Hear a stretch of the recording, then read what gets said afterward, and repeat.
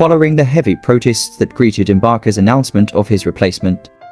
The National Director of Social Communications of Catholic Secretariat of Nigeria (CSN), Mr. Padre Mike Nsikak Umoh, clarified that the spiritual director of the Adoration Ministry in Enugu Nigeria, Father Mbaka, will return to his Adoration Ministry after observing moments of solitude at the monastery in Far Place in Edo State.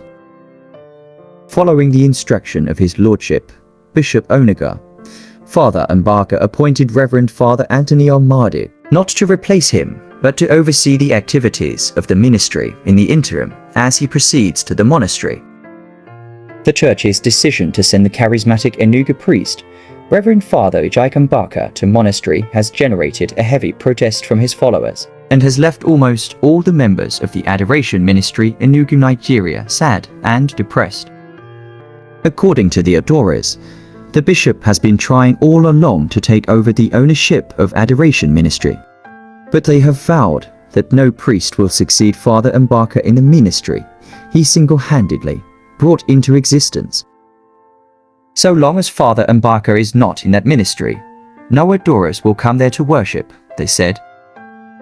This is not looking like an empty threat because, according to the information reaching us, Reverend Father Amadi has been severally disappointed by the turn-ups of the adorers to both Sunday Mass celebrations and the Friday night vigil.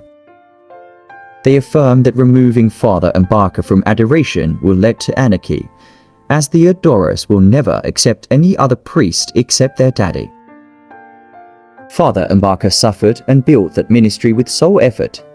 Now they want to tactically hijack the ministry through the backyard, but let's see how they will succeed with such evil plan. For the purpose of clarity, the spokesman of Catholic Secretariat of Nigeria (CSN) said that it was recommended that Father Mbaka takes time away in solitude in order to listen to what the Spirit of God has to tell him.